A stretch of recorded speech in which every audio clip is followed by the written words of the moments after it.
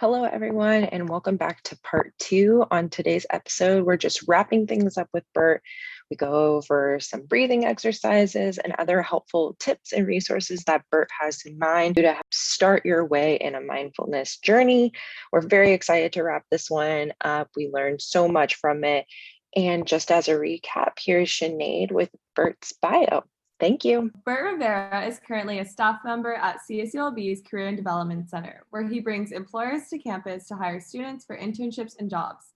Outside of his work, Bert is an experienced mindfulness and meditation teacher with a desire to share these practices with others. He continues to study for the last 12 years with a highly accomplished senior meditation teacher in Long Beach and brings that training to his classes. Along with his wife, Bert has been teaching for the last 7 years, facilitating hundreds of mindfulness and meditation sessions for thousands of people in a variety of settings. He has a certificate in yoga, mindfulness, and social change from Loyola Marymount University, a certificate in compassionate integrity training from Life University, and currently teaches weekly mindfulness classes for the community. What are some body cues that are letting us know to step away from work? Yeah, that's a good one. Recently, I've been doing a little bit of studying on just the importance of awareness of our bodies and being more mindful in your body, because then your body's communicating a lot. So some things I've noticed, especially this year, being on the computer a lot more, like eye fatigue, face fatigue. That's a real one. Like where I'd feel like maybe after meetings, my face is just tired. And I've learned to then be more aware when I start to feel the signs of like my eyes feeling strained, my face being tired. That means it's too much. Even though consciously I'm like, oh, I could do more. I could keep doing this. I could keep working on this. Part of me is like, okay, but yeah, but your body's telling you no. So kind of respect your body, listen to your body. Um, Another one is stiffness. Since we're sitting down so frequently, if I find myself being stiff, that's kind of a indicator or a body sign to me that I need to move. I need to stretch. I've been in one position for too long. Yeah, that's one that happens. Barely staying awake. Maybe if it's after lunch and you're trying to force yourself to like, read the email or read an article and you're kind of half asleep and half not. I've just learned if I'm doing that, it's not working. I'm either not sleeping like I want to. My body obviously wants to take a break, or I'm not learning. So I'm just in this like torturous in between state between both worlds. So if that's not happening, if my body's doing that, I kind of try to step away, or even like doing other things. If I'm maybe in a meeting and I find myself like fidgeting and doing other things, to the point where I'm just really putting my attention on other things and not like the meeting, that's also a sign for me like, okay, I need to do something. I either need to intentionally come back to the meeting that I'm doing, or maybe I do need to step away and take a break. Maybe get a glass of water, stretch a little bit. So those are some signs that I've noticed, but each of our bodies are really different too. So I think that's just something to be aware of, and your signs may be different, right? What's a sign for me may not be an indicator for you, but as you start to be more mindful and just present with your body and yourself, you'll start to learn what your body is doing and learn what that means. Um, Another example, this is kind of a little bit of a funny one, but I would notice this is like a couple of years ago, a few years back, that by like, maybe the afternoon or into the day, sometimes I would feeling frustrated or agitated. And I was like, what is this? What is this? And it wasn't until one of my meditation teachers, I was going to a class and, I'd be teaching these classes and she would keep offering me some food. And then finally I made the connection. Oh, I'm hangry. And I didn't know I was skipping meals and just kind of doing that. But I would get the results of just being like not as present, not as engaged with people, frustrated, agitated. And it wasn't until like my teacher pointed out, it's the food. Take care of your body, feed yourself. So I'm thinking, what's the psychological problem that I'm having, that I'm angry with people at this time? And I was making this big deal. And she's just like, eat, and then in eating, I felt good. And then my body was happy. So being aware of little signs like that, that aren't so little. We're with our bodies all the time, and they have needs of their own. Our bodies need sleep, they need food, they need hydration, they need to be stretched and moved. And in this virtual environment, if it's easier to not do some of those things, so we have to be a little bit more mindful of taking care of them, and just like you would take care of like a puppy. Sometimes think of your body like a big puppy. It is just like it gets distracted. It's like, okay, come back and focus. Okay, stretch. Let's take a walk. Feed yourself and do what you need to do. And then that can go a long way to being more present in the other things that you're doing. That eating piece really speaks to me because when we were doing our last podcast with Dr. Gray, we talked about, well, how do we know when we're hungry? And she pointed out those exact indicators. You're getting a little irritable, you're feeling a little like lethargic, you're not being able to stay focused on certain things. So, I mean, that's just like total proof that all of these areas of mindfulness, they really intertwine, and it's really important to take care of your body, because if you're not taking care of your body, your mind is sending you signals of, hey, something isn't right, maybe we should readjust and move forward. Yeah. Yeah. One thing you just made me think of too is, I think a metaphor I kind of I use sometimes is it's like, these bodies, mind systems that we have, this being a human being on planet Earth. It's, we have these systems, but we never got the instruction manuals for them. So we don't know necessarily sometimes when we're hungry. It seems simple, like we should know when we're hungry, but it's easy to not, or we don't know, maybe why we're agitated. And it may be from like an interaction that we had that we didn't say the thing that we meant to say. And because of that, now we're holding on to it, but maybe consciously we're not even aware of it. We're just, being frustrated or agitated somewhere else, and we don't see the connection. So it's like we're a whole very complex system. It's like, having a new phone that has all the new updates and things like that, and you just never got the manual on how to use it. Or it's like a cave person, like a Neanderthal getting a phone and it's just like shiny rock, and then, but no, there's a lot more that it does if you know how to use it. And it's kind of like that with our bodies, our minds, our emotions, our feelings, that there's just a lot of knowledge and insight to be gained from learning how we work. And mindfulness really helps you kind of just be aware of that. And there's so many different good resources and teachings and tools out there to help be exposed to some of these ideas so you can ultimately live better, because this stuff affects our everyday life. We're with our bodies, we're with our minds, we're with our emotions. And as you learn to be aware of them and how each of these systems work, then you can be more responsible with how you use them and how do you move through the world in various scenarios with that. It's a little bit more work, but it's kind of like, but it's better, it's a better result. It's kind of like, it's work to learn how to drive, right? You got to learn how to like turn this thing on. You got to, learn how to move the shift if you're doing a stick shift, or even just like filling it up with gas. You got to take care of it. It's more work, it's more responsibility, but the resulting freedom and abilities it gives you far outweigh the work once you get past the learning curve. It's kind of like that with mindfulness of your body, mind, and your systems, that once you know yourself, once you know how your mind works, your body works to the degree that you do, your emotions work, then now it's more responsibility. But what you can do now opens up the door to so much more possibility. And it's very exciting once you start to get into that aspect of mindfulness and practice. Yeah, I feel like I try to practice mindfulness, and I have a background, I have some education in it, but because it does seem so complex, because our bodies and our minds, emotions, feelings, all of that, it are such a complex web of things. What are some of your suggestions, tips on someone that's just starting out? Like this, they're just brand new to mindfulness and they want to reap those benefits of it, but they're kind of having trouble starting out. Yeah. And thank you for bringing that up, because it can seem a little bit daunting when you hear all that. And it's like, whoa, I don't need a whole nother study. I'm already going to school. Like I didn't need another major that I'm going into. There's simple little practices. It can seem really big and it can grow to be big, but just starting small is so beneficial. So a few practices I'd recommend. One that I've learned from my teachers that is so essential is 3 mindful breaths. We call it 3 mindful breaths. So it's stopping and taking 3 breaths mindfully. So we can just even do that right now. So, wherever you are, those listening and those on the call right now on this session right now, just wherever you are, you can close your eyes if you want to, and that helps you focus on the breath. But if not, just let your eyes rest on whatever's in front of you, where you're not so much focused on what it is you're looking at. And I want you to just take in a deep breath in through your nose. So breathe in and feel the breath entering through your nose, filling your lungs, expanding your chest, and even down to your belly. Take a deep, full breath. Now slowly breathe out when you're ready, out through your nose, slow and steady, all the way out, emptying your breath completely, bringing your navel to the spine.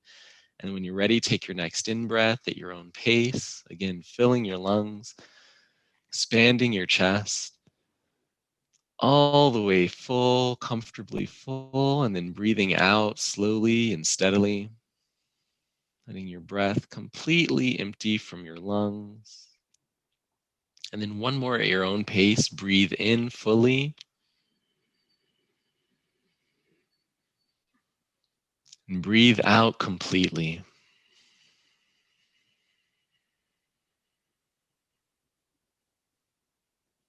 You can return to your normal breathing rhythm. You can open your eyes. Just take a moment to notice how you feel, right? Different, maybe a little bit clearer, maybe a little bit more just aware of your body. Um, Three mindful breaths are really important for a few reasons. It's a big reset. Nervous system wise, when you take three deep breaths like that, it activates the vagus nerve, which turns on your parasympathetic nervous system. Your sympathetic nervous system, that's kind of your fight or flight, your anxious, your anxiety, the stress, and it's good for when you need to go into action, you need to do things, you need to move. It kind of tones your body and chemicals into what you need to do. When you activate the parasympathetic nervous system, it's like the switch that turns that part off and then goes into the rest and the relax response of your body. And you can manually do that by taking three deep breaths. When you breathe in deeply all the way down to your belly, that activates that part of your rest and relax response. So then you can, consciously calm your body down. But mentally too, it's also a reset where you're now putting your attention just on your breath. You're not thinking about maybe the 10,000 things that come up, the distractions, everything you could or couldn't be doing, and you're focusing on one thing. So it kind of gives you a clean slate, both physically and mentally. So then now, whatever you're doing, you can be centered again. You can regroup. If you're off out of sorts, you can come back to yourself and then kind of approach what you're doing with a new perspective. So that's one practice, three mindful breaths that you can do throughout the day. Take a break if you're feeling the fatigue in your eyes, if you're feeling distracted, do three mindful breaths, turn off your camera, look away. You can even do it with your eyes open. I would do this in meetings all the time at Cal State Long Beach. Maybe if I'm in a meeting that is, sometimes you're in meetings or interactions where you're like, oof, man, I'm thinking about a lot of other things because I'm getting really tired or getting really bored, and that just pops in my head. I'm like, okay, three mindful breaths. So I'm still there. My eyes are open. I'm paying attention, but I'm focusing my attention on my breath, focusing on breathing out. And doing that kind of resets and gets me back to being present with what I'm doing. Another practice that I've learned from one of my teachers I've used so much during this pandemic is taking a break every 20 minutes from staring at a screen. It's huge. This is she taught me this years ago. One of my teachers taught me this years ago, but it's been so useful now because we're on the screen so often. And every 20 minutes, taking a break from the screen does a few things. It rests your eyes, so it reduces the eye strain of staring at a screen, and it breaks that kind of getting sucked into the screen where you're just stuck there for hours and all of a sudden your body's sore, you're tired, you're hungry, you forget yourself. It helps you remember yourself. So I use an app that has an alarm every 20 minutes that rings a gong, and when I do that, I then do my three mindful breaths. I stop, close my eyes, take three mindful breaths, now come back into what I'm doing with a better intention. And it's work in progress. It's not always perfect, but you do that consistently, it builds a good habit. The last tip I would give is to take a few minutes daily to follow your breath, to just sit and to breathe. Some people, they like doing that in the morning, some in the afternoon, some in the evening. So find what time works for you, but simply just sit and observe your breath. You don't have to do a fancy technique. You don't have to have like a certain count and inhalation and exhalation. Don't worry about all that complicated stuff. That stuff you don't need to think about.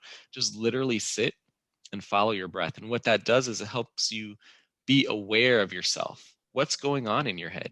What's happening? One thing I found people see is like when you just sit and follow your breath, maybe after a busy day, your mind's all over the place, right? And you can think, it can be a little overwhelming or disarming, but I kind of compare it to like a snow globe, right? You have a snow globe, and as you move through your day, you're just shaking it up.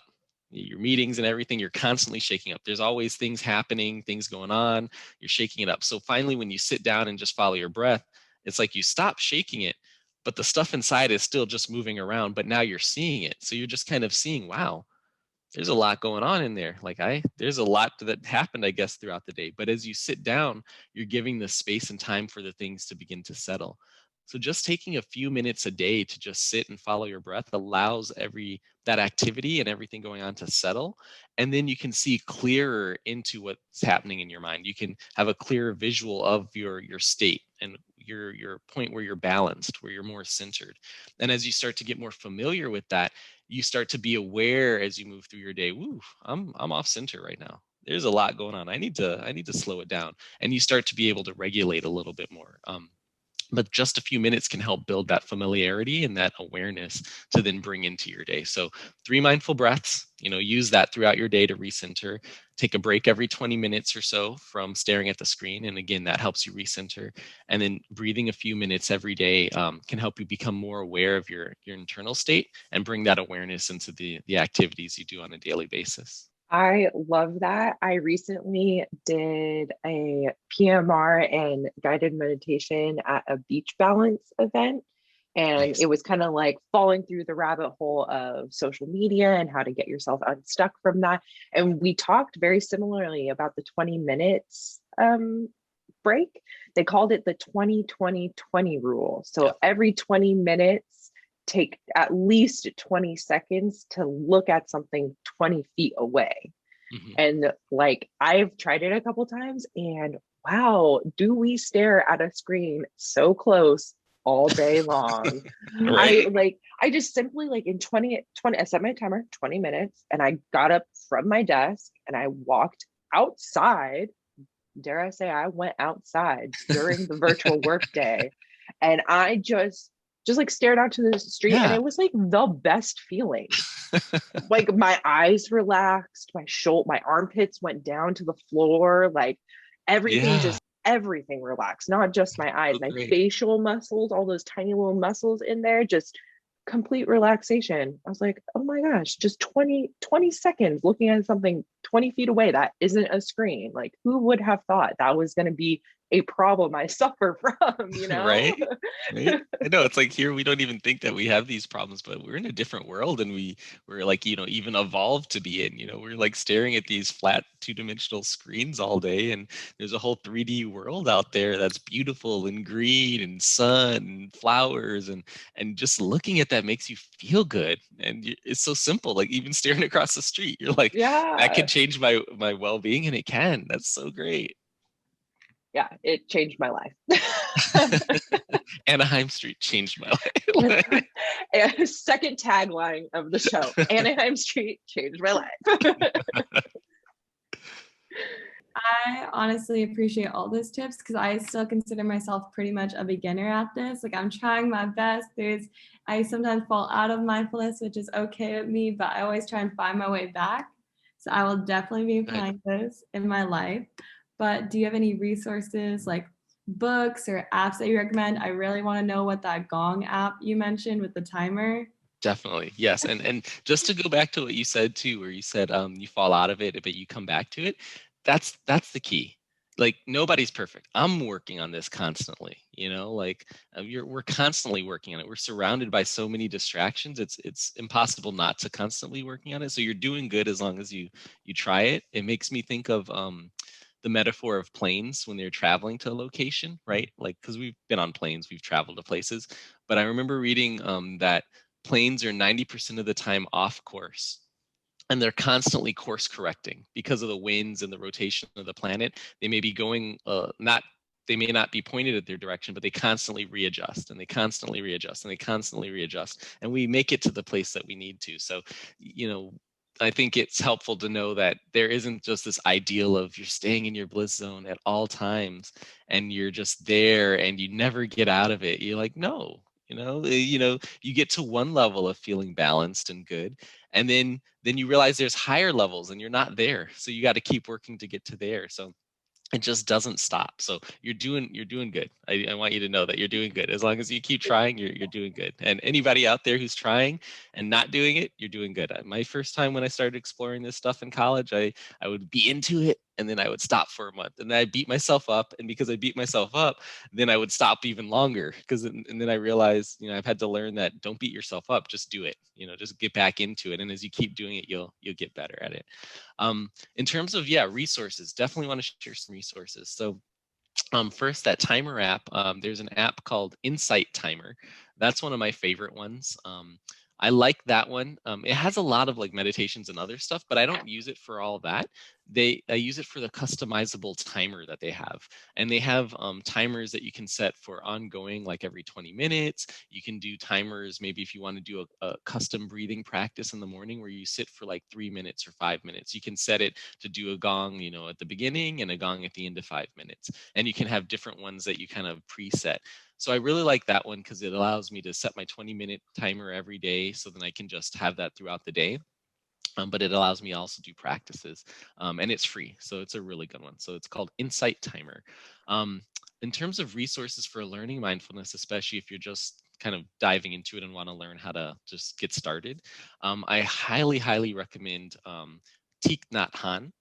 It is a Vietnamese mindfulness teacher who is phenomenal. He was actually a contemporary of Dr. Martin Luther King Jr. And Dr. Martin Luther King Jr. actually nominated Thich Nhat Hanh for the Nobel Peace Prize. So they were colleagues, and he's done a lot of work over the decades teaching people how to incorporate mindfulness into their life. I'll just kind of name some books that he has that are really good. So he has a series of books called How To. So like holding up the one, How to Walk. There's How to Sit, How to Breathe. And what's nice about them is that they're just like, one page, just like a quarter-size book. So it's not a big book, and 1 or 2 pages on a topic. So it can give you an idea of how to walk, how to breathe mindfully, and just give you different examples of it. So they're very simple and bite-sized. It's like the type of thing where you can maybe read one a day and then like put that into practice and see if you can think about that. He has another good book. He has a lot of them actually, but this is another good one for beginners. Is Peace is Every Step. Peace is Every Step by Thich Nhat Hanh. The subtitle says The Path of Mindfulness in Everyday Life. So this is really good because he shows you how to bring mindfulness into so many aspects of our life, whether it's answering the phone or washing dishes, how to be more mindful and how to think and be present with what you're doing. So that's really inspiring. So he has some really good stuff. Another resource, well, this isn't a resource, but it's a quote I found that I thought would be just really good to share because I think you all could benefit from it. This is from a book called Inner Peace by Paramahansa Yogananda, who is an amazing yogi who helped bring a lot of these Eastern ideas of meditation and other practices to the United States back in the 1920s to the 1950s. But there's this quote he had on meditation. And meditation and mindfulness, by the way, like sometimes people use them interchangeably. Mindfulness, as I've learned, is more the act of being present and being centered and learning to keep your mind in one place. Meditation is now using that ability to focus your mind to then concentrate on something, to then build a skill, to cultivate it. It's kind of like now you're fertilizing the plant that it is that you're focused on working with. You get to grow it more. So just as a little context, because he uses the word meditation. So he says in this quote, "The ordinary person is all the time restless. When they begin to practice meditation, they are once in a while calm, most of the time restless. As they meditate more deeply, they become half the time calm, half the time restless. With longer, faithful practice, they are most of the time calm and once in a while restless. As they persevere, they reach a state wherein they are always calm, never restless. Where motion ceases, divine begins." Whoa. So just to kind of give you a hint that mindfulness is the ground floor and there's a whole world beyond it, and it's very exciting. But those are some resources to share. Oh, also other thing I wanted to share, me and a colleague at Cal State Long Beach are doing a weekly mindful meditation session through the Student Rec Center. So Mondays at 4 p.m. at the Student Rec Center. You can find it on BeachSync. There's a link on BeachSync every Monday at 4 p.m. We do about a 30-minute mindful breathing session or mindfulness session. So that's going throughout this whole semester. We have that available. And then I also teach community mindfulness classes. So if anybody's ever interested, you can always have my email. It's Bert, B-E-R-T .Rivera, R-I-V-E-R-A at csulb.edu. And those are free to the public. So those are some resources if you want to get started or want to start exploring mindfulness. I feel like that was 101 package of how to start mindfulness today, like those are great resources. And I love, for the listeners that couldn't see, those how-to books are quite small and they look very, very manageable with a university load reading list. They look very manageable, like a great weekend read for sure. Well, Bert, wow. I mean, the amount of information I just learned, and I'm so excited to be able to bring it into my practice and working with athletes and community, and also here at Project Ocean. We just really want to thank you for all of the knowledge and your expertise and being able to share it with us today. We really, really, really appreciate it. Well, thank you so much for having me. I really appreciate you creating this space, sharing this resource with other students, and you're doing amazing work. And for everybody listening right now, like you all have amazing capacities to do amazing things too. So I hope in some way, shape, or form something stood out. You don't have to do all of it. I mean, just take what you like, and hopefully bring that into your world and see what beauty you can bring into the world, what your garden will produce from this practice.